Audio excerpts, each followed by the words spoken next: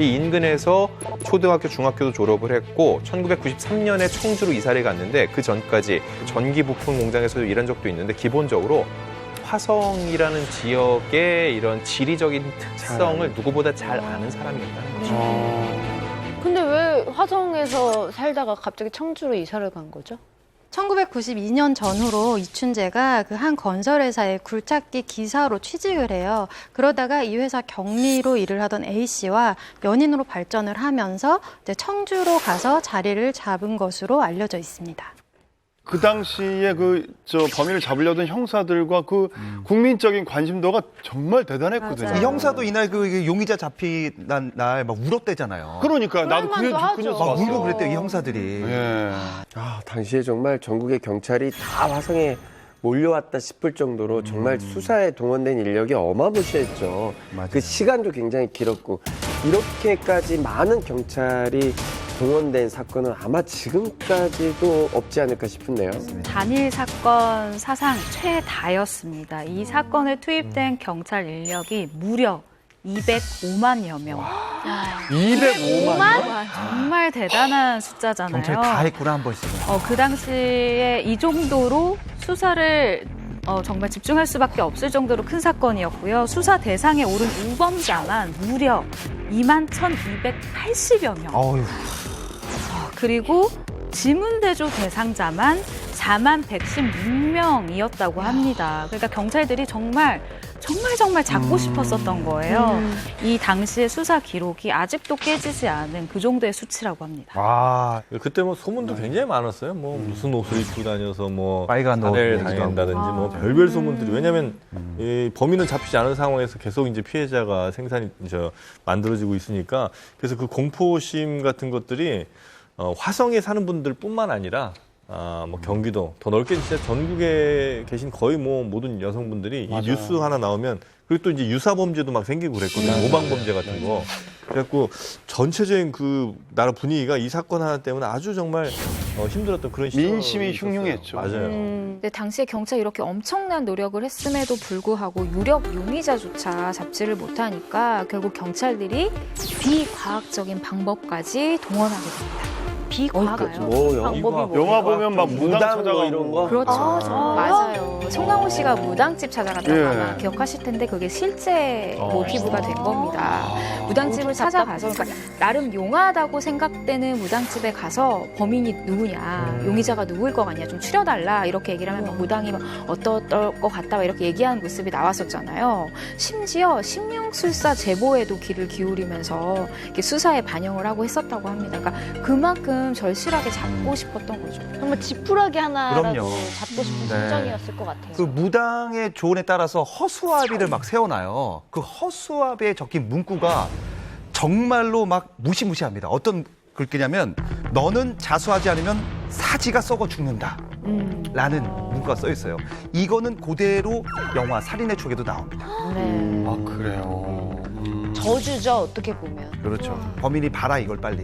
아니, 그 당시에 그 영화 우리 살인의 추억은 다 봤잖아요. 네. 그럼요. 그 영화 보면서 진짜 누가 범인일까? 박해일 씨가 워낙 연기를 또 잘해서 잘했어요. 마지막까지도 박해일 씨 그 DNA 검사를 미국 보냈다가 그래서 송강호 씨가 눈 보면서 밥은 먹고 다니니 그 얘기하는데 일하는 거야 아니라는 거야 범인이라는 거야 마지막까지 막 맞아요. 그 영화가 당시 개봉했을 때 예. 그 봉준호 감독이 그랬잖아요. 이 범인이 지금 여기 영화를 보러 볼 왔을 거라고. 수도 있다. 그 정도로 우리 안에 아직도 함께 살아가고 있다라는 것을 암시했는데 실제로 세상에 소름 돋아.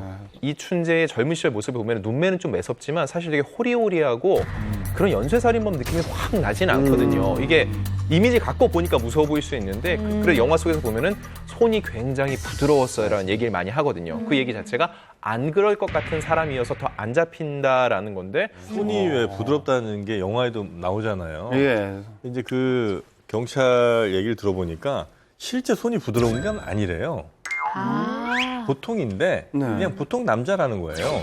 근데 그 극심한 어떤 그 공포의 상황에서 떨고 있는 피해자 입장에서는 그러니까 이 사람 훨씬 더 우락부락하고 훨씬 더 막 상처 있고 흉터가 많을 것 같은 느낌이 원래는 있는데 그게 아닌 보통 손을 보면 굉장히 고와 보인다는 거예요. 상대적으로. 그래서 그때 외국인설이 있었어요. 그러니까 손이 좀 고운 인종일 수도 있다. 그래서 어떤 인종일까 이런 설이 있었었고 이게 상당히 유력했던 때도 있었어요.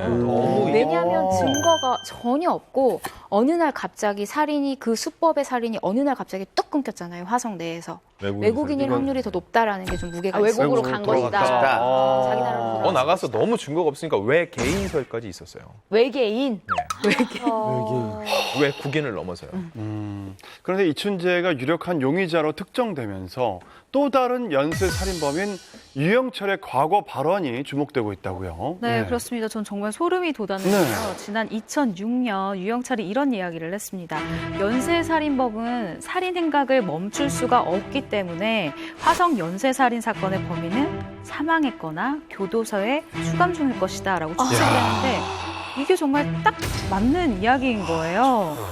용의자인 이춘재는 1994년 1월에 처제를 성폭행하고 살해한 혐의로 무기징역을 선고받고 교도소에 수감 중이었습니다. 근데 이춘재는 집을 나간 아내에 대한 분노로 당시 20살밖에 안 됐던 처제를 성폭행하고 살해한 것으로 알려졌는데 그때 이춘재의 나이가 32였다고 합니다. 실제로 그 이춘재의 성격이 어떠냐면은 그 사이코패스의 좀 전형이기는 한데 그 한 번 화가 나면은 정말 주변 사람들이 그 누구도 부모님도 말리지 못하는 성격이었다고 해요. 일단 뭐 동서가 있는 자리에서 아내한테 뭐 잿더리를 집어 던진다든지 그러면서 막 피를 흘릴 때까지 때린다든지 화가 나면은 약간 분노 조절 장애가 있는 이런 성격이었던 것 같아요. 사이코패스를 이제 가리는 법이라는 퀴즈가 하나 있어요. 뭐냐면은 자매가 있는데 어느 장례식장에 갔는데 너무 마음에 드는 남자를 두 자매가 동시에 마음에 든 거예요.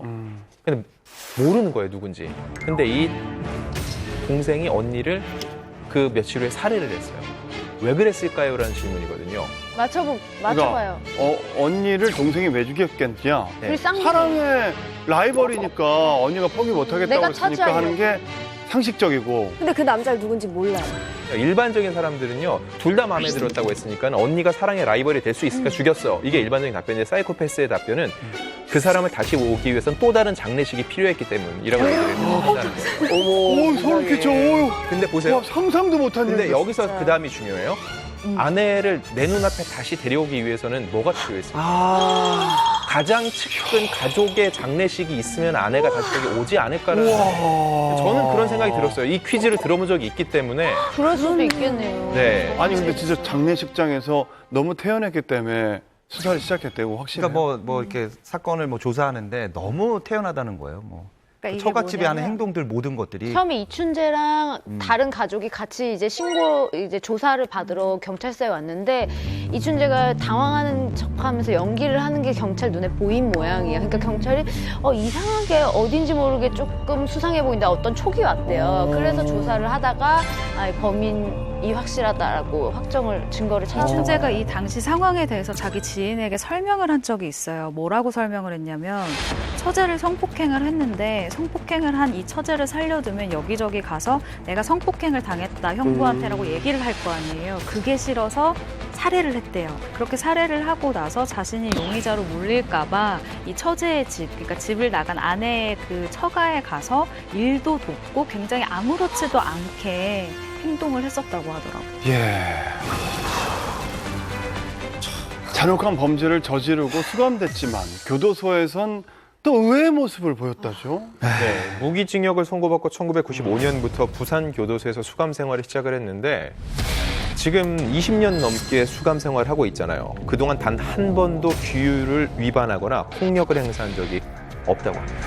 네, 그래서 이제 이 수용자를 분류하는 그 등급이 4단계가 있는데 거기서 이춘재가 가장 높은 등급을 받았다고 해요. 그러니까 2009년과 2010년에는 공장 작업 때 교도관을 보조를 해서 이제 다른 수용자들을 관리하는 반장직을 맡을 정도로 아주 신임을 높게 얻었다고 합니다. 완전히 두 얼굴인 거죠. 근데 혹시 이춘재가 화성 사건의 유력한 용의자라는 사실이 밝혀지고 그 교도소 내의 분위기는 어땠다고 하나요? 네, 일단 법무부 교정본부 관계자가 이렇게 이야기를 합니다. 이춘재는 다른 수감자들과 갈등을 일으키지 않고 그리고 성격이 굉장히 조용했다라고 이야기를 합니다.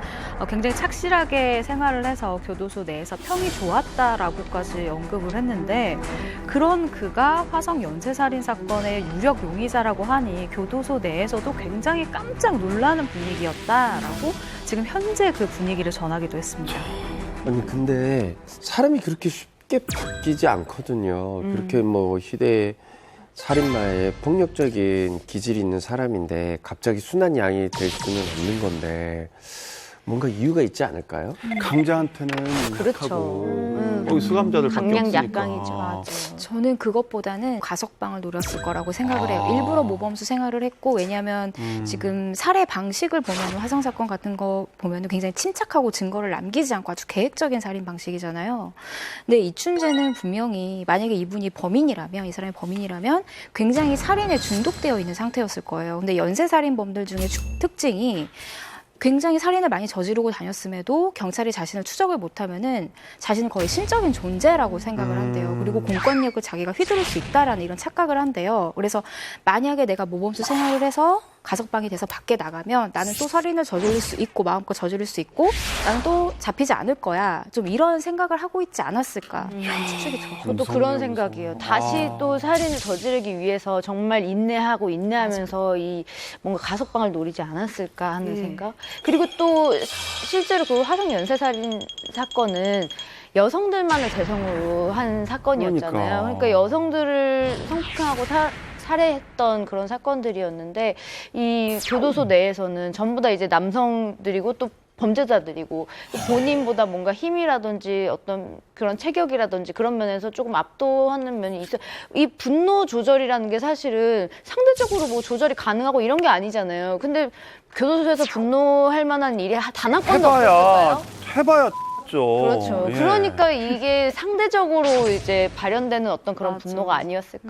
뭐 그러기도 하고 어쩌면 이제 우리가 이런 어마어마한 살인을 저지른 사람이라면 평소 모습도 늘 아주 뭐 폭력적이고 뭐 이럴 거라고 생각하지만 어쩌면 그가 정한 룰 안에서는 자신이 범죄를 저지를 때 그 룰이 따로 있고 평소의 룰은 또 다를 수가 있어요. 그러니까 그게 꼭 반드시 뭐 사람이 무슨 이중인격이라 그런 것이 아니라 원래 사람들은 여러 가지 가면들을 갖고 사는데 이춘재 같은 경우는 그게 좀 더 극단적으로 벌어졌을 가능성이 전 높다고 봅니다. 그리고 뭐 이런 소문이 있는데 들어보셨겠지만 이춘재 집안이 화성 땅값 폭등으로 재산이 거의 100억대다. 맞아. 그 얘기 들었어요. 네. 맞아요. 그러니까 굉장히 부유하다 뭐 이런 얘기가 있는데 만약에 이게 사실이라면 모범수로 이렇게 빨리 가석방에서 나오고 싶을 수도 있죠. 네, 일단 마을 주민의 말에 따르면 그 이춘재 집안이 대대로 뭐 벼나 고구마 농사를 지어왔다고 하고 제법 많은 농지를 소유하고 있는 집안이라고 해요. 일단은 이춘재 일가가 살았던 그 화성이 그 진안동 일대인데 그 땅이 1980년만 하더라도 평당 1,000원 수준밖에 안 했는데 지금은 300만 원에서 500만 원 평당 1,000배 뛰어오고 재산이 늘어난 거는 아마 2000년대 이후일 거예요. 그렇지. 그러니까 뭐 특히나 이제 화성 사는 사람들, 그러니까 요 일대 사는 사람들 중에 부자가 된 사람은 아들을 대학을 안 보낸 사람들이에요. 아들 대학 보낸 사람들은 땅 팔아갖고 어쨌든 학비 마련해갖고 굉장히 싼 값에 땅들을 다 팔아버렸는데 이춘재는 대학교를 안 갔잖아요. 이제 이렇게 애들을 교육비를 이렇게 많이 안 쓰다 보니까 땅이 그냥 아주 싸게 막 나온 거 이런 것들을 그냥 좀 더 이렇게 확보를 하다 보니 지금 뭐 2000년대 넘어서 갑자기 이제 뭐 개발되고 도로 뚫리고 뭐 이러면서 꽤 많은 재산을 축적한 건 맞는 것 같은데 그렇다고 해도 아마 100억대는 조금 어렵고 아마 수십억대 정도 자산이 아닐까 싶습니다. 네. 아, 믿기지 않지만 교도소에선 단체 생활을 잘 하면서 성실한 사람으로 인정까지 받았다는 이춘재인데요. 그렇다면 그가 처음 단체 생활을 했을 학창 시절은 어땠을까요? 이춘재의 초등학교, 중학교 동창들의 이제 증언들이 나오고 있는데 누굴 때리거나 나쁜 소리 한마디 하지 못하는 그런 학생이었다고 하거든요. 멍청일 만큼 애가 착했었는데 그 학교에서는 뭐 별다른 행동이 없었거든. 걔는 야 우리 동창은 아니겠지 했는데 보니까 동창 맞네. 싹싹해고 인자성 말고 그 얘기 학생 때 그랬던 거죠? 착해고 착하고 어떤 걸 보면 좀 착했을까요? 뭘 나한테 줬고 뭐는 저기 의자는데 그냥 시간 좀 여기 가세요 어디 갔다 오셔야 돼 그게 착한 거지. 이춘재가 그 용의자라는 얘기가 나온 다음에 동창들도 굉장히 많이 놀랐다고 입을 모으고 있습니다.